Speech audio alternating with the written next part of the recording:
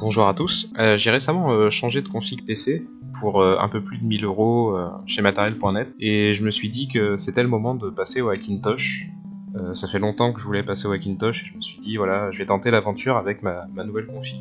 Alors est-ce que c'est compliqué? Eh bien non, c'est pas vraiment compliqué en fait. Si vous avez des connaissances sur le fonctionnement d'un système Unix, vous aurez pas vraiment de problème, vous devriez être en terre inconnue.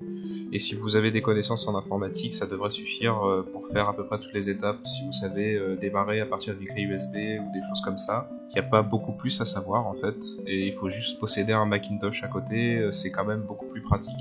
Pour passer au Hackintosh, j'ai utilisé les services du site TonyMacX86.com pour trouver le matériel, les guides ainsi que les conseils et les aides en cas de problème, parce qu'il y a quand même des problèmes à l'installation d'un Hackintosh, c'est très rare que ça se passe parfaitement. Ma configuration est constituée principalement d'une carte mère et d'une carte graphique Gigabit. Ça fait partie des marques qui marchent le mieux en Hackintosh.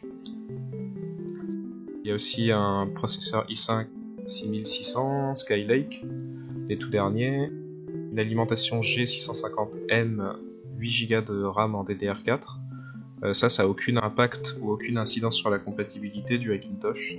C'est des objets qui, comme le boîtier, sont plutôt universels et fonctionneront de toute manière sur un Hackintosh.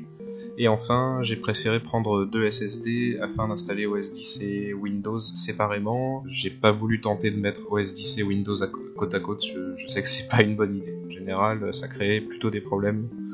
Donc par sûreté, j'ai préféré avoir 2 SSD.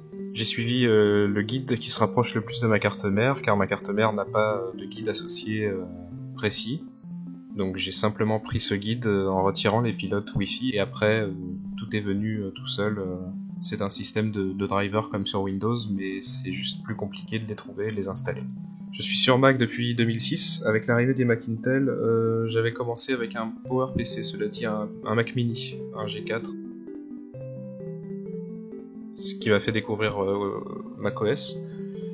J'ai voulu mettre un peu OS X à l'épreuve avec ce Hackintosh et ça m'a permis de voir un peu où se situaient les forces et les faiblesses des ordinateurs Apple. En fait, les faiblesses, on peut pas vraiment les voir en utilisation normale, on les voit plutôt quand on installe un Hackintosh. Les galères se situent principalement dans les mises à jour jusqu'ici, parce que Windows a tendance à se sentir tout seul sur un ordinateur, et quand on fait une mise à jour importante via Windows Update, il a tendance à écraser la moitié des fichiers EFI qui sont utilisés par macOS.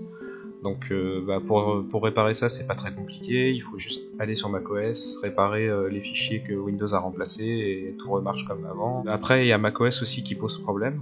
macOS, évidemment, comme il n'est pas fait pour tourner sur un Hackintosh, lorsqu'il va mettre à jour, va probablement casser un ou deux réglages précis que vous avez fait pour votre configuration. Et ça, c'est pareil, c'est pas très compliqué à réparer, c'est des choses très réparables et assez simples. Bref, tout ça, ça a été une expérience plutôt positive, en tout cas j'en retire que du positif malgré les galères du début.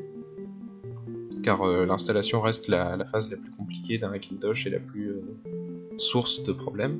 Je vous encourage vraiment à le faire de votre côté si vous en avez les moyens et les besoins.